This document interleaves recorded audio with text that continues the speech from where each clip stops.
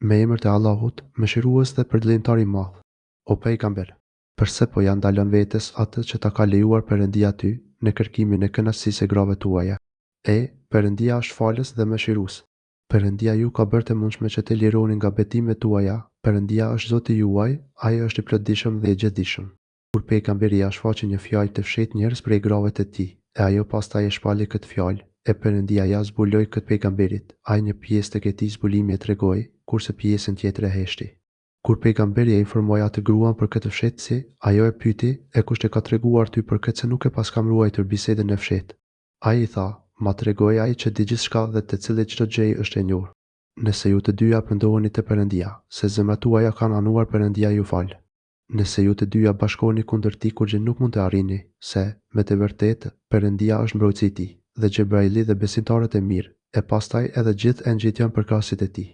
Në qoftë se ju lëshon ai juve, Zoti i tij mund t'i zëvendësoj ato atij, me grame të mira se ju, muslimane dhe besimtare, për ulse, penduese, lutse shumë agjëruese, të veja dhe vasha.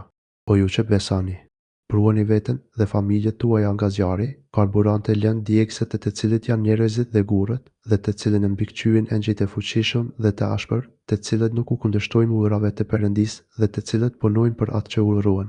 O ju që nuk keni besuar, mos u argëtoni sot, sepse, me të vërtetë, dënoheni vetëm për veprat që keni bërë.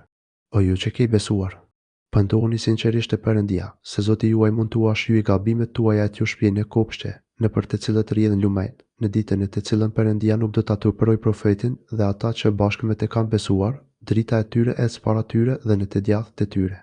Ata thonë, o Zoti im, plotësona dritën tonë dhe falna neve, sepse ti, me të vërtetë, je i plotfuqishëm.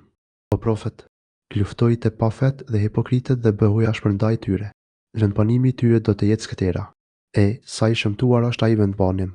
Perëndia jep shembull për ata që nuk besojnë. Gruan e Nuhut dhe gruan e Lutit, ato kanë qenë të martuara për dy njerëz nga njerëzit tonë të ndeshëm, por ato ndaj tyre kanë qenë mashtruese e hipokrite, dhe ata dy nuk do të mund të ndihmojnë atyre dyjave, te Perëndia për t'i shpëtuar nga dënimi, e do t'u thuhet atyre, hyni ju të dyja në zjarr, me ata të gjithë që po hyjnë. Perëndia jep shembull për ata që besojnë. Gruan e Faraonit, kur ajo tha, o Zoti im, ndërto mua një banesë te ti në xhenet, dhe më shpëto nga Faraoni dhe veprat e tij, dhe më shpëto nga populli zullumçar. Dhe shembullin e Meriemës, të bijes së Imranit, e cila e ka ruajtur virgjinitetin e saj, e ne kemi frymzuar në te, prej shpirtit tonë. Ajo u besonte fjalëve të Zotit të saj dhe librave të tij, dhe ajo ishte nga personat që luteshin shumë.